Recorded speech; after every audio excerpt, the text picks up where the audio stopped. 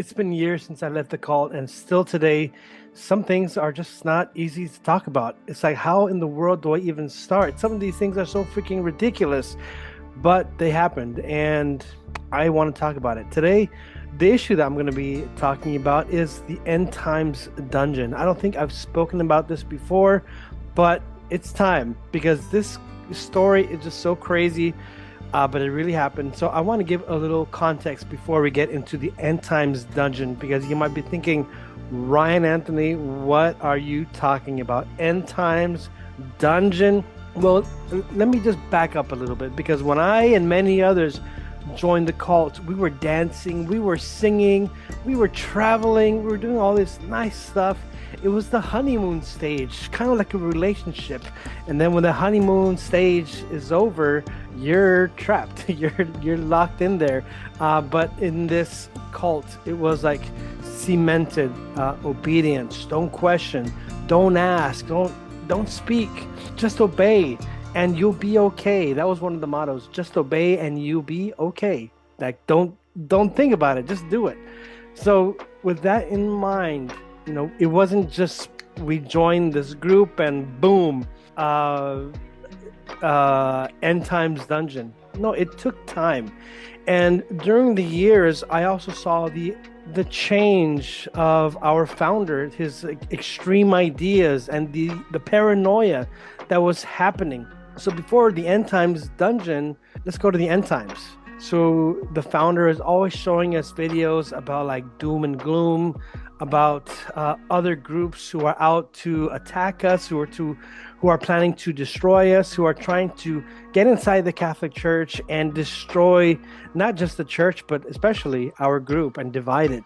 And so we have this strong us versus them mentality, and seeing everybody else as an enemy. So how does that lead to the end times dungeon? Well, first they started to really plant in our minds the seed of fear, because not only are these talks happening, but Father, being the founder, would always be showing us videos or like clips that he would narrate, or that someone narrate, which was about war, which is about devastation, nuclear holocaust, all of these things. And so he came up with I'm not sure where he got the idea, but that since there's going to be a nuclear holocaust, we have to be ready. So we started becoming like preppers, getting all our waters, getting all these things, and we put it in the basement. So the basement was it was transformed into what we would call, the members, we would call it the end times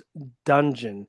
And each house had their own prepper location. So like my time in Delaware, we changed everything in the basement. We had it all set up for the end times, for when this nuclear holocaust goes off. We had like bicycles attached with batteries so that we can like pedal.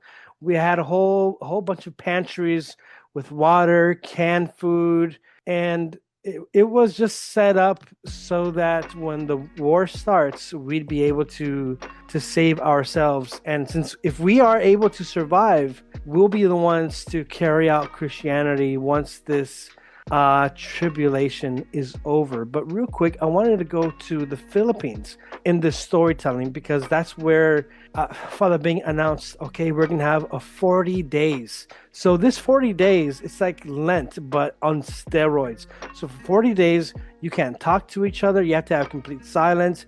Everyone has to be eating bread, or just bread and water, or something very light, low calorie intake. So we're really starving because we need to pray, because this war is coming. People are attacking us. The church is being infiltrated by communists, Freemasons, all of these things. Okay, this might sound crazy, but since it's going to be a nuclear war, we were told to get plastic bags, black plastic bags. I mean, this is a doggy bag.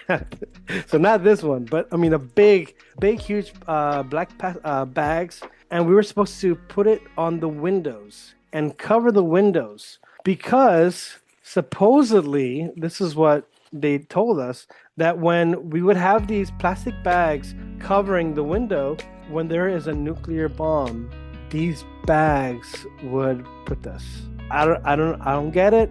I don't know, but we were scared. We were just anticipating something terrible to be happening, either in the US, in the Philippines, anywhere in the world.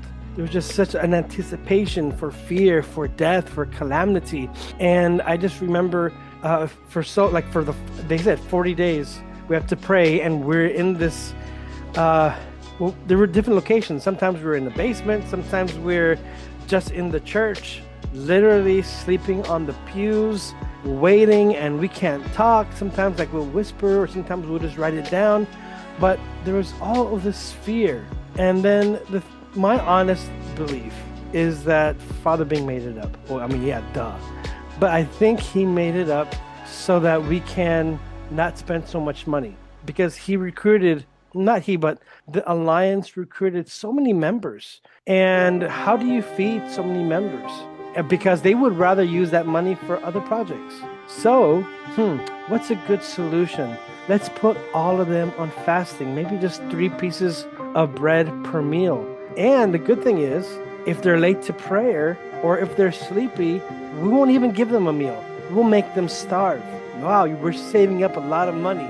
So now, instead of feeding the members, we're going to use this money to feed our pockets so we can travel the world. That's how I see it. But we were waiting for the end times. We were waiting for an all-out war. And I'll be honest, I was scared. And I needed to share this because some things don't get spoken about. Many people went crazy. Many people thought that they were getting possessed. And yes, weird things happened. I think a lot of mental health issues were happening, and people were thinking, oh, it's possession, oh, it's the devil.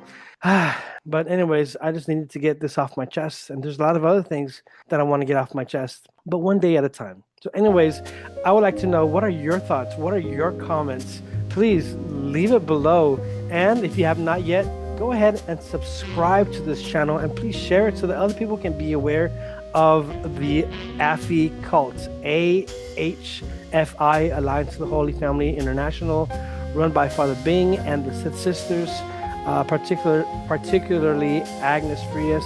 I'm calling it a cult. I hope that they change.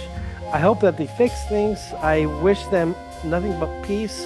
But at the same time, there needs to be accountability, and there needs to be honesty, because a lot of people have been hurt, and a lot of people have been paranoid and traumatized. Anyways, that's all I have for today. Have a good day, my friends. Peace.